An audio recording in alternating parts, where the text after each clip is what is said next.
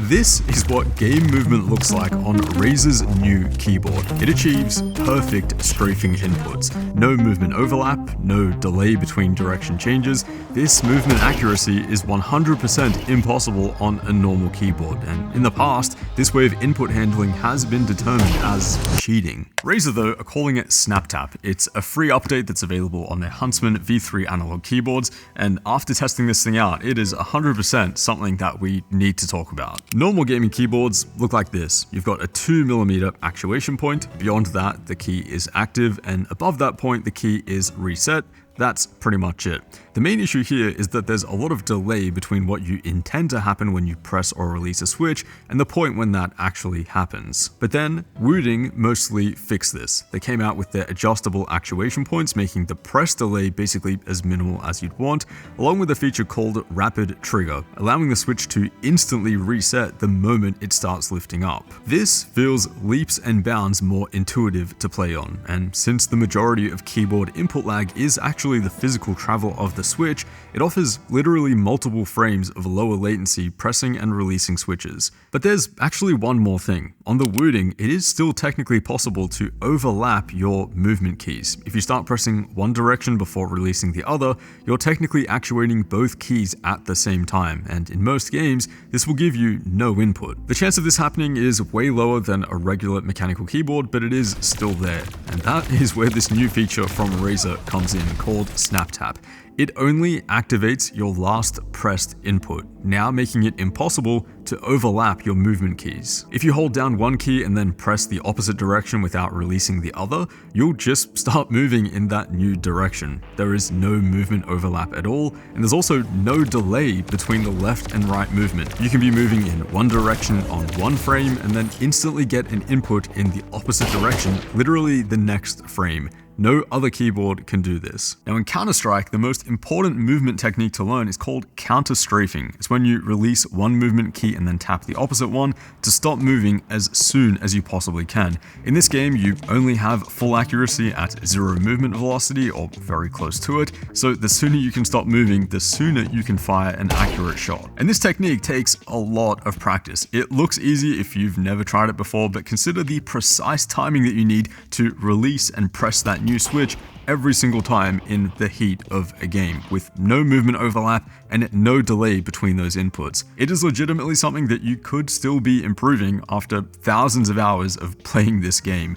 This keyboard though can do it perfectly every single time with like no effort. All you need to do is be moving in one direction and tap the opposite direction, and you get a perfect counter strafe every single time. And I don't mean like perfect as in like kind of perfect, I mean frame by frame. This is as perfect of a counter strafe as the game engine will allow. So here's a bit of a counter strafing simulation between the Razer Huntsman Mini V3 and the Wooding 60. These two solenoids will perform a strafe and a counter strafe, so we can see which keyboard will give us the better movement. And to kind of simulate human error, I've added a tiny bit of overlap. Basically, if you were to start pressing one key without lifting the other immediately, which is way more common than you might think, especially under the pressure of a competitive game, even for a pro player. And yeah, we can see a difference. Razer's SnapTap gets us back to full weapon accuracy roughly 60 to 70 milliseconds faster. And maybe more importantly here, there are several frames where you'll be at full accuracy on the Razer,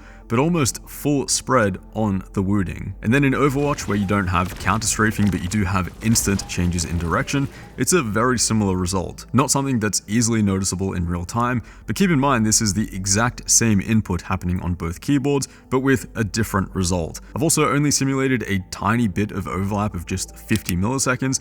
The worse that overlap is, the more dramatic this result will be. But again, the big thing here is how easy this is to do every single time, and you get a perfect input. I can personally count the number of times that I've played CS. It's enough to know that my movement is pretty bad, but this keyboard turned me into a counter-strafing god within about 5 minutes of practice. It was so easy to do over and over again. Even under the pressure of a 1v1, this keyboard just did it for me. But then I noticed something that's maybe even more broken. If you hold down one direction and keep tapping the opposite direction, you can do absolutely perfect jiggle strafing. Again here, no input overlapping or delay, it's brutally easy to do, and if you stay within the right dead zone in Counter-Strike, you still technically have full accuracy. It makes micro-correcting with little strafe inputs absurdly easy. You can do perfect jiggle peeks around corners with like no effort at all, and you're a lot harder to hit compared to just standing still or crouching. It's kind of busted in Overwatch as well. I mean, it's like the most insane strafe spam that I've personally ever seen. This kind of strafe with no error or delay is actually impossible on any other keyboard unless you're a robot. The usefulness of this in an actual competitive match though is definitely up for debate, but used in a more normal way where you're actually dodging and mirroring enemy input, it does definitely feel like a more responsive and clean input. Now this snap tap feature, this way of only prioritizing your last pressed input, is actually nothing new. It's been around for a while in both Team Fortress 2 and Counter-Strike with something called null cancelling movement. It's a script which basically does the same thing on pretty much any keyboard, and at least in CS, it wasn't allowed in competition. This new keyboard though, apparently is allowed at the highest level of ESL tournaments, which is going to be interesting for sure. For most people who are just going to be using this to rank up online though, I don't think that this is like bannable or even detectable because it's doing it at a hardware level. Maybe I'm wrong there, but yeah, I think we're at an interesting point in time with gaming keyboards especially, where game developers and tournament referees need to look at this stuff and actually decide whether it is broken for their particular game. Especially the way that it can be used to AD spam so quickly and so accurately with no error.